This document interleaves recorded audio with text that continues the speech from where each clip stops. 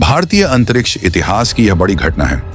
अंतरिक्ष विज्ञान की भाषा में इसे स्पेस डॉकिंग एक्सपेरिमेंट कहते हैं। इसरो इसे स्पेस में अंजाम दे रहा है। दोनों सैटेलाइट को करीब लाने और फिर अलग ले जाने का इसका पहला चरण कामयाब रहा है। सैटेलाइट को धरती की कक्षा में लाकर उनकी करीबी मुलाकात की कोशिश काफी दिनों से चल रही थी। यह मिलन धीरे धीरे और बहुत से तरीके से हुआ। शुक्रवार शाम तक दोनों न 5 किलोमीटर दूर थे। रविवार को दोनों 230 मीटर, फिर 15 मीटर और आखिर में 3 मीटर की दूरी पर आकर वापस से एक दूसरे से जुदा हो गए। इसरो के मुताबिक इस करीबी मुलाकात के डाटा का विश्लेषण किया जाएगा और फिर डॉकिंग यानी कि दोनों के महामिलन के प्रोसेस को आगे बढ़ाया जाएगा। वैसे तो महामिलन के प्रक्रिया में ही इसरो की असली शक्ति का परीक्षण होगा और अगर यह मिशन कामयाब रहता है तो भारत यह क्षमता हासिल करने वाला दुनिया का चौथा देश बन जाएगा। लेकिन उससे पहले हर भारतीय वीडियो को लाइक करने के साथ कमेंट बॉक्स में जय हिंद जरूर लिखें और चैनल को भी सब्सक्राइब करें। साथ ही इसरो ने इस प्रयोग की जानकारी देते हुए बताया है कि 15 मीटर और फिर 3 मीटर की यह कोशिश कामयाब रही है। दोनों स्पेसक्राफ्ट को फिलहाल सुरक्षित दूरी पर वापस ले जाया जा रहा है। स्पेक्स परियोजना पहले ही 7 और 9 जनवरी को डॉकिंग प्रयोगों के लिए घोषित 2 समय सीमा को चूक गई थी। इसरो ने 30 दिसंबर को स्पेस डॉकिंग एक्सपेरिमेंट मिशन को सफलतापूर्वक अंतरिक्ष में भेजा था। स्पेक्स मिशन 2 छोटे अंतरिक्ष यान का उपयोग से अंतरिक्ष में डॉकिंग के लिए एक किफायती टेक्नोलॉजी मिशन है जिसे PSLV के जरिए लॉन्च किया गया था। यह टेक्नोलॉजी भारत के स्पेस मिशन जैसे चंद्रमा पर इंसान भेजना, चंद्रमा से नमूने वापस लाना, भारतीय अंतरिक्ष स्टेशन का निर्माण और संचालन आदि के लिए आवश्यक है। इस मिशन के माध्यम से भारत अंतरिक्ष डॉकिंग टेक्नोलॉजी रखने वाला दुनिया का चौथा देश बनने की ओर है। इसरो ने दोनों सैटेलाइट्स के और करीब आने को लेकर पहले कहा था कि जब ये दोनों सैटेलाइट्स 15 मीटर की दूरी पर होंगे तो हम एक दूसरे को और साफ साफ देख सकेंगे। हम बस 50 फीट ही दूर हैं। इसके बाद यह रोमांच तब और बढ़ गया जब दोनों स्पेसक्राफ्ट 3 मीटर की दूरी पर गए। दोनों ने एक दूसरे को निहारा और फिर इसरो ने दोनों को फिर अलग करना शुरू कर दिया।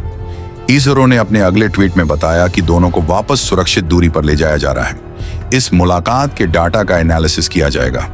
इसरो के मिशन में 2 सैटेलाइट्स हैं। पहले सैटेलाइट का नाम चेजर और दूसरे का टारगेट है, जिसमें चेजर सैटेलाइट टारगेट को पकड़ेगा और डॉकिंग करेगा। बताया जा रहा है कि इसके अलावा एक महत्वपूर्ण टेस्ट और हो सकता है, सूत्रों से मिली जानकारी के अनुसार इस सैटेलाइट से एक रोबोटिक आर्म बाहर निकले हुए हैं जो हुक के जरिए टारगेट को अपनी ओर खींचेगा। जानकारी के लिए बता दें कि स्पेस डॉकिंग एक ऐसी प्रक्रिया है जिसमें 2 अंतरिक्ष यान या सैटेलाइट एक दूसरे के पहले बहुत करीब आते हैं और फिर एक साथ जुड़ जाते हैं। ये एक जटिल प्रक्रिया होती है क्योंकि हजारों किलोमीटर प्रति घंटे की रफ्तार से चल रहे सैटेलाइट को आपस में जोड़ने का मतलब है कि टकराकर भस्म होने का खतरा भी बना रहता है। डॉकिंग कराने के पीछे कुछ अहम उद्देश्य भी होते हैं। ऐसा करके 2 उपग्रहों को एक दूसरे से जोड़कर डाटा शेयर किया जा सकता है।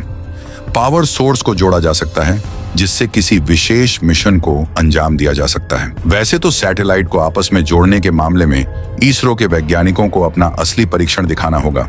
इसके बाद यह टेक्नोलॉजी रखने वाला दुनिया का चौथा देश बन जाएगा, क्योंकि जब तक यह टेक्नोलॉजी हमारे पास नहीं है तब तक ना तो हम गगनयान मिशन के जरिए इंसानों को चांद पर भेज सकते हैं और ना ही चंद्रयान 4 जैसे मिशन को अंजाम दिया जा सकता है, क्योंकि चंद्रयान 4 और गगनयान मिशन चंद्रयान 3 से बिल्कुल अलग है।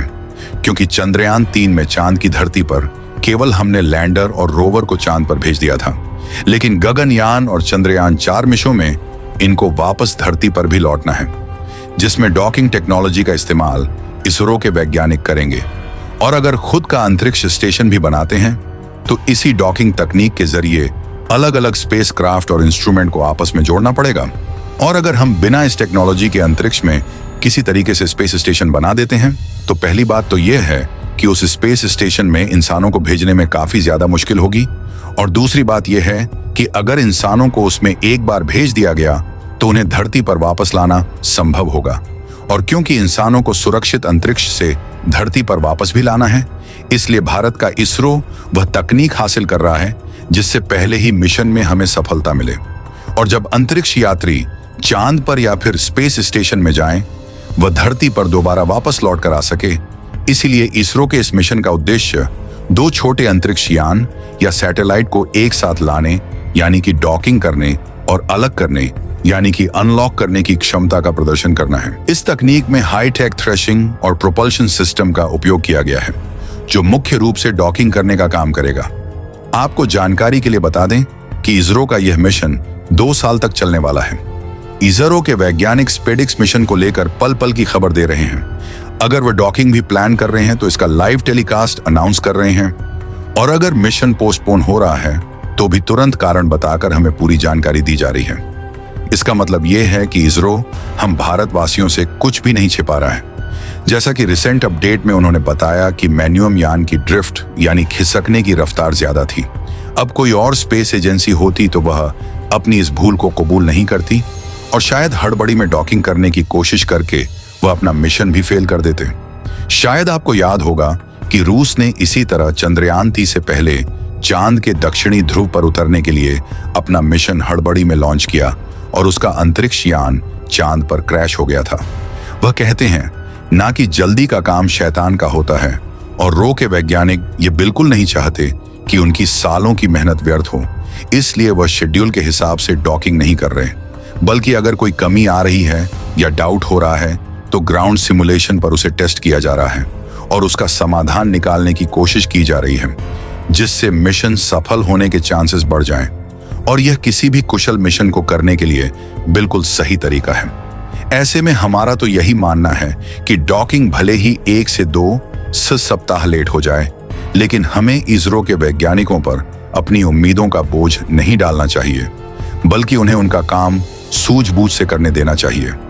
और अगर बात की जाए कि इसरो 470 किलोमीटर ऊंचाई पर उड़ रहे टारगेट और चेजर स्पेसक्राफ्ट में आई कमियों को कैसे खोज पा रहा है, तो इसरो के वैज्ञानिक अपने 18 ग्राउंड स्टेशन से और कुछ इंटरनेशनल स्टेशन की मदद से दोनों स्पेसक्राफ्ट यानी टारगेट और चेजर को मॉनिटर कर रहे हैं। वहीं इन दोनों स्पेसक्राफ्ट में कई पेलोड इक्विपमेंट और सेफ्टी डिवाइस लगे हैं, जिनका डायरेक्ट कनेक्शन इसरो के ग्राउंड कंट्रोल रूम से है।